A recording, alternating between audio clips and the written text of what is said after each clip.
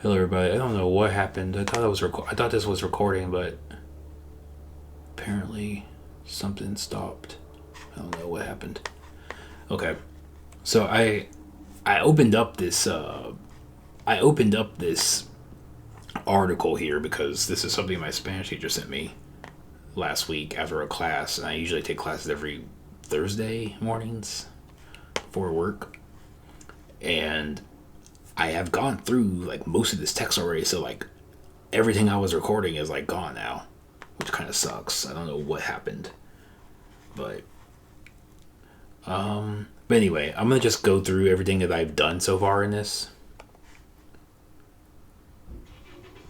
and then just go over the whole thing the whole thing. So this is like I'm gonna leave you with this podcast that I like. So me ha gustado it's like the past tense of like I like. So if you know like me gusta, then this is like the past tense of that. Me ha gustado. So it was pleasure. It was pleasurable to me. This is like it has been pleasurable to me.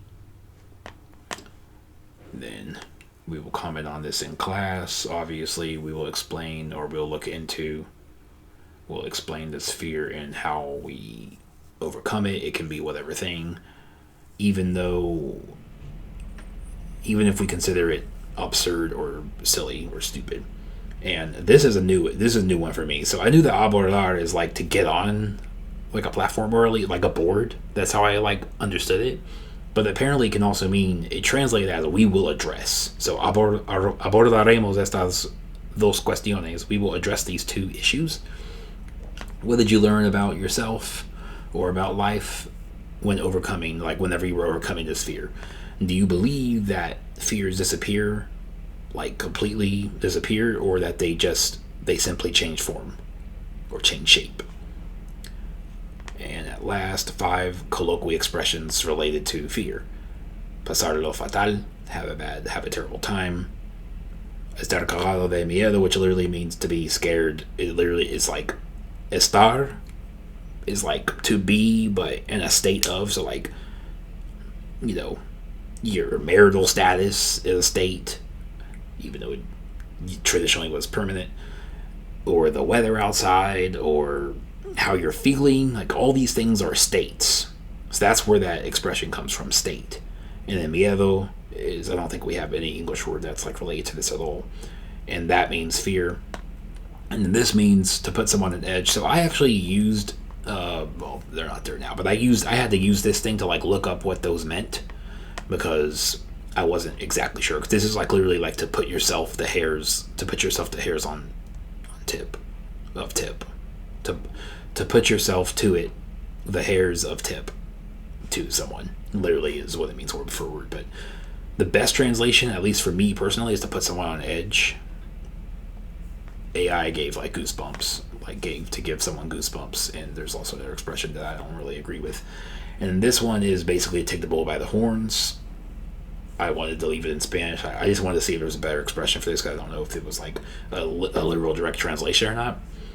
But coger al toro, so coger al toro por los cuernos, and this is something that you could probably only use in Spain, because coger is like a dangerous word in Spanish. Like it can mean like fornication in like most of Latin America.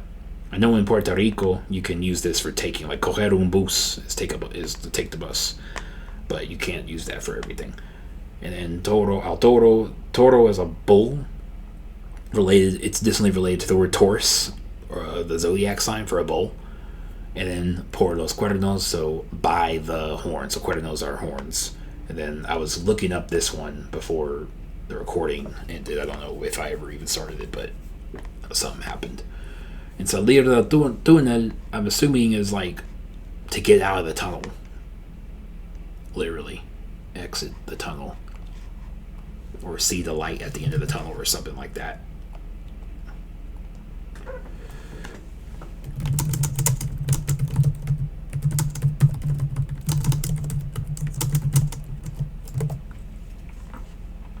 And I was, it was funny. I was about to go look up these expressions in on the internet, and I was like, oh yeah, I got my grammar recorder. I don't really use this thing a lot because I don't study common languages a lot. But whenever I'm like maintaining my Spanish, keeping like my Spanish up, or studying like Portuguese or Russian or something like that, doing stuff like that, I usually might use this, because this is more for like common languages. I have hooked stuff up, like I've hooked this up to Lenape for certain things, which I can show you later on. But yeah, a good American English expression meaning to overcome a difficult period is to see the light at the end of the tunnel, or to turn the corner.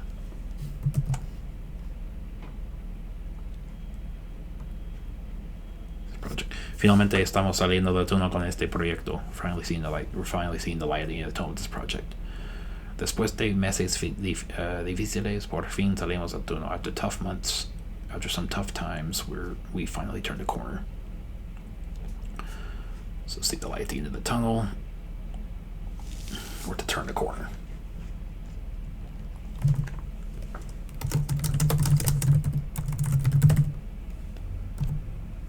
I may have pressed a button on my keyboard to end it, because I honestly have no clue why my recording just got abruptly cut.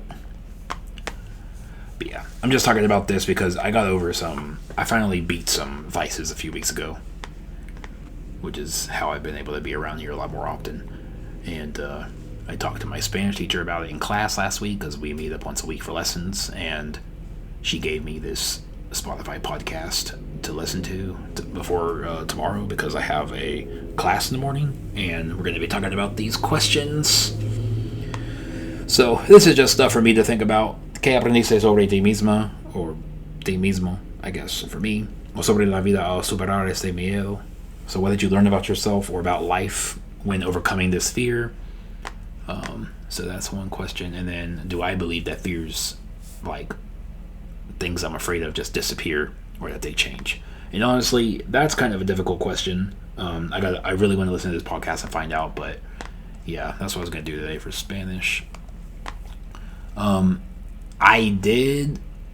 haven't updated it just yet, but I have added some extra things to the script trainer. So if you're interested in that, some of the stuff's going to be AI powered. So there's going to be a free version of this for people to use, but there's also I fixed the error I couldn't show you guys the other day, but there is right now all I have is like this right here on the live production site, but I have added, I've completely rechanged the entire design. So now I've got like, you'll be able to like practice the stroke order of the characters, and I have AI basically, like, if there's no examples, that can show you examples of the word, like this right here, this part, this little part right here that looks like a stick, that is the A. So I'm assuming this is the A in isolation, and this is the A that connects to another letter. So I have some proof of concepts that I put up on social media, because I talked about this today earlier on my channels. And yeah, so I've got a lot of stuff coming out right now. The way it is right now, it's not really that good, but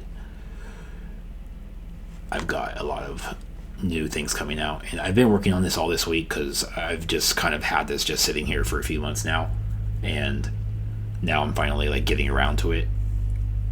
And I'm going to be working on probably my premiere feature next week for rare and endangered languages. So that's going to be like, I did Hawaiian yesterday, but I'm going to be working on, I never chose anything for Farsi, did I? I thought I did. That's interesting. I'll study Farsi at some point, because there's a lot of things I want to learn. Like, I want to learn ancient Persian, but I also want to learn Persian. And then basically languages like Aleut or Lenape, I wanna have a tool where you can like add like it's like a morpheme analyzer. I've put proof of concepts on those on my social media already, and my YouTube as well, asking for like advice, like feedback from people, or retroalimentación en español. And I want it to be like something that breaks down the characters of each word, so it like shows you what each thing is, what each component is, what it means, what part of speech it is, how it connects to this word, and then I want to have a place where you can set the rules for it. So like, you know, this has to go before a vowel. This can't, if there's a consonant after, you can't have this, you know, or you got to have a joiner vowel, or an I think it's called an epenthetical, something like that. I can't pronounce it right because it's like not a term we use every day. You know, just stuff like that, joiner vowels essentially, and it'll be really helpful for like learning the word boundaries in agglutinative languages like this. Because in a language like this, you can essentially grab any word. Like you have, you know, this whole entire thing right here means I have heard something, right? Where I was talking about this a week ago, the last time I studied Lenape, I think, because I was studying this story, and like this word is a prime example. This is a verb, right? And you have mun, which is like the object or the partitive, like it's telling the person that, yeah, I'm talking about it or something. There's something involved in the sentence. And then this punda is like to hear something, and then the p in front of punda, because the p is the first syllable that's in p, and then you have the h. This is like something you've done before. So you've heard something before. You heard this story before. That's what that says. And whenever you reduplicate the first syllable and you add a ha in front, this is not covered in Lenape grammar stuff. You would have to, like, there's a lot of hidden grammar in this language that you have to go out and look for, which is like literally the point of studying these languages. And that whole thing means I have heard it before. And the same with this. It's like achima. Achim means to tell a story, and the is a connecting vowel sound that you need, because you can't say achim wakan. You have to say achim wakan. And then wakan, gun is like the most basic nominalizer, or something that turns a stem into a verb. Sorry, it turns a stem into a noun, into explicitly a noun. And then you have wakan it's more common, but most of the nouns that you see that get converted from stems have the gun at the end. Wakan is a variant of it, but wakan is probably the most common. But you have like aokan, akan, you know, just gun. Just depends on what comes before the word, or whether it ends with a vowel, or, you know, whatever. But yeah, and that kind of thing is like what I want to like do. Or in this word, like shop, you know, wilinche means fingers, and huna is like turning that into essentially it's like more than one. This isn't like your typical ending, but in this word it does mean rings. So yeah, and then this is like I will burn them. It's like this is the will, this is the them part, lusamun, and then lusa is burn. So it's like burn them will, literally is what that says. And even words like this, like he likes women. This whole wink hue means he likes women. So hue is woman, and winka combines to mean he likes women, or, you know, whoever likes women. So yeah. And that's why I want to have that tool there, because with languages like this, you have different pieces, and it can be difficult to tell. But I'm not going to be putting them on this. I'm going to make a new view so that you can put that in there, and then based on rules, all the words will be colored like that. But on that new agglutinative morpheme analysis view, I'll have to figure out some short name to call that view. You will be able to see what in God's name is going on. Okay, this is something I'm in the middle of fixing right now. I've got to like redo the whole program, because there's like this the amount of code that's in this file is like literally 6,000 lines of code. So I have to like break all the script stuff and like put them into different like files so that it'll be easier to like fix up things and put new features in, because there may be like code that's like duplicated or repeated over and over. And even this one too, like when I was a young woman, all that, and it's like like skich is like young, like in skichque, or skinu. Skinu is ski plus lanu, because you took the l from lanu because lanu was a man, and the u is the second part, so they take off the first syllable whenever they're combining it with a different one. So skinu, young man, but skichue, that doesn't happen with hue because I'm not sure why, but they uskihue, young woman, and then the iane is their subjunctive, which can mean when something happened. It can allude to a different time. It can also mean like if I was a woman, and if you put enta, then it can mean explicitly mean where you are a woman, when you were a woman, and in some cases it can even be what. Just depends on what is coming after it. But yeah, that's kind of like what I wanted to do. But I'm not going to be doing that till next week, unfortunately, because the script trainer is taking much longer than I thought. But yeah, I just wanted to do a quick little Spanish thing. I have to listen to the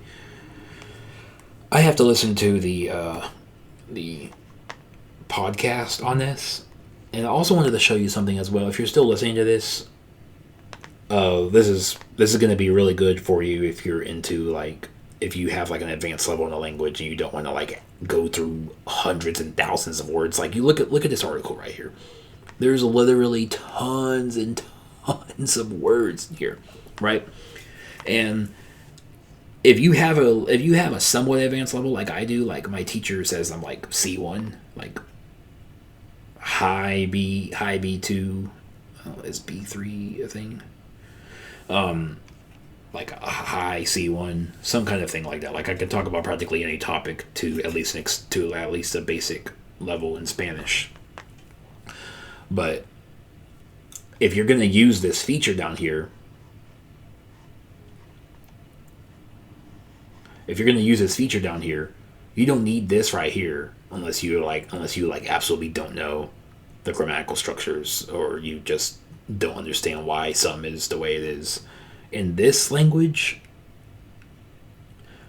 there's still things I don't know. So I would advise you before you use this, because this is going to automatically translate every word and most of the phrases in the sentence. It does take a little bit of time. It's kind of slow because it has to go through. It has to take in everything in the article, and then it has to compare it against your entire vocabulary bank. And then it has to determine what in this article you know and what you don't know, essentially, even though you can see that in here already. And then it has to translate everything in here that has not been translated. If you already know it, it disregards that. It throws it out. But it still has to process all this stuff. I don't have a faster way to do that right now. I'm sure there's some algorithm somewhere that can go through all that quick, but I don't really know one off the top of my head.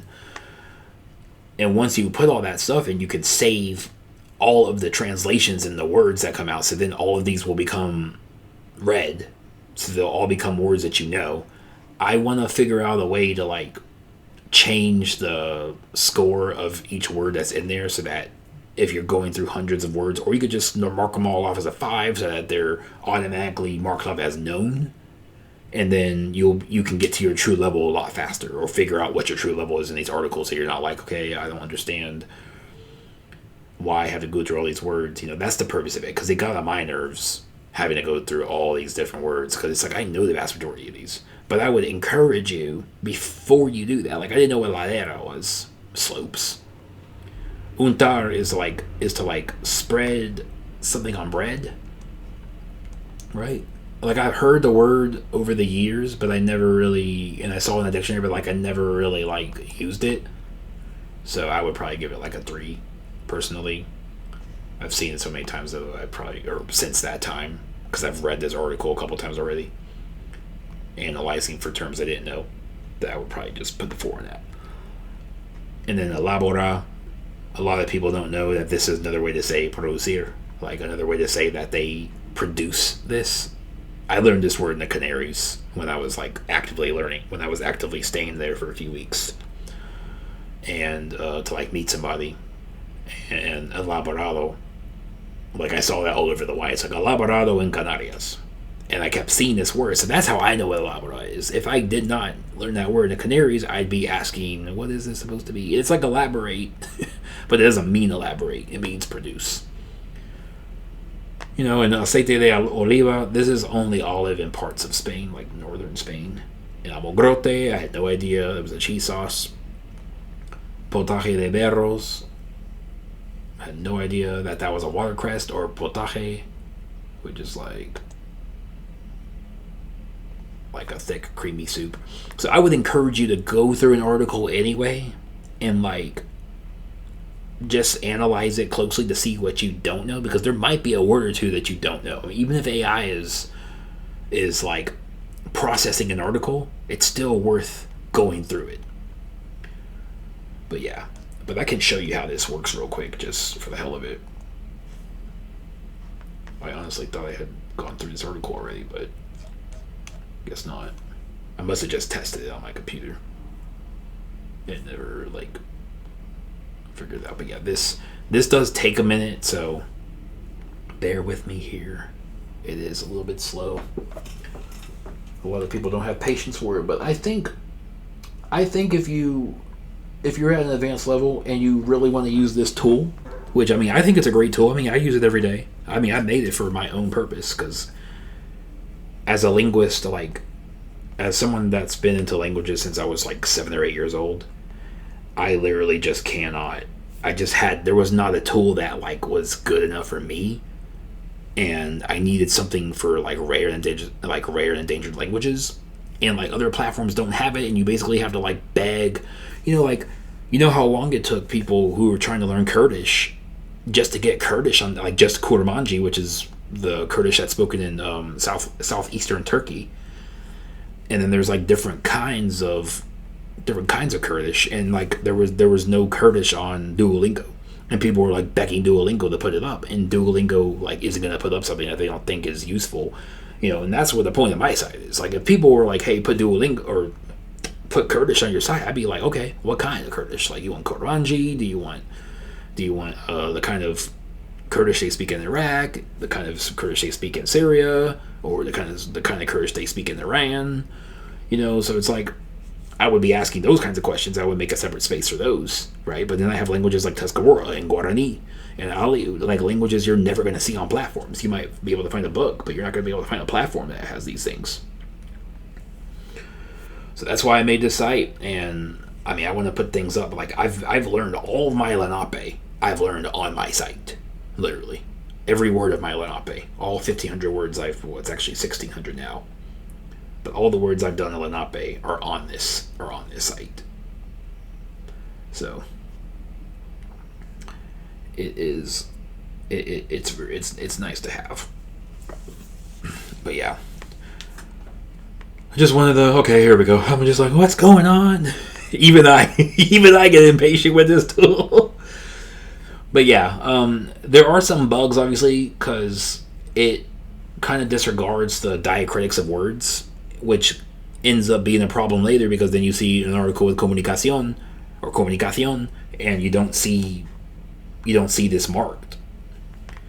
But this will go through all your words, and it looks for all the words it doesn't know, and you don't have to go through this, right? Like I want to be able to like add like how well you know this, so like you can individually go through this. But if you have this many words, you may just say, I don't want to go through this. This is ridiculous.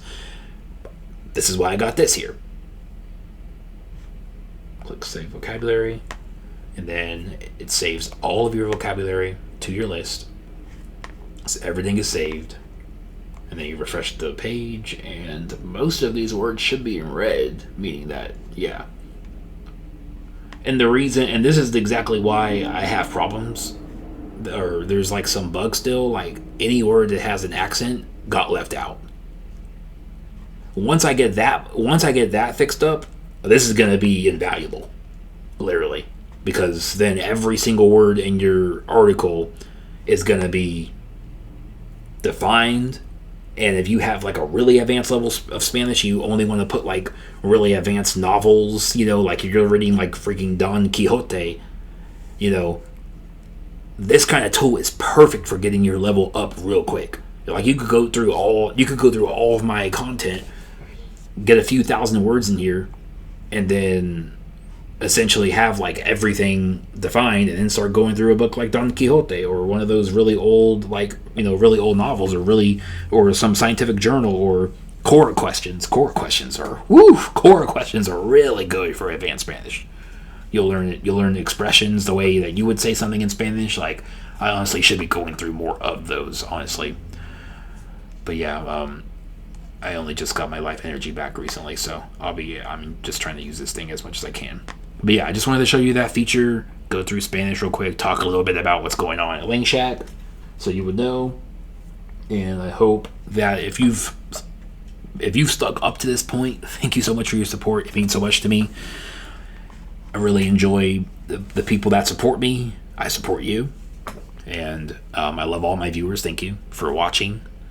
And I will see you guys later, because I got to listen to this podcast for that article that I showed you earlier that I went through.